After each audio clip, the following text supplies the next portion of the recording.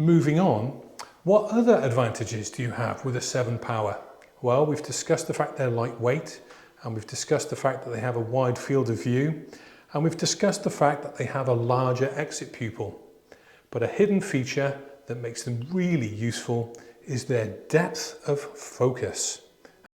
So it's a very useful way of maintaining great depth of field, great width, and a high exit pupil.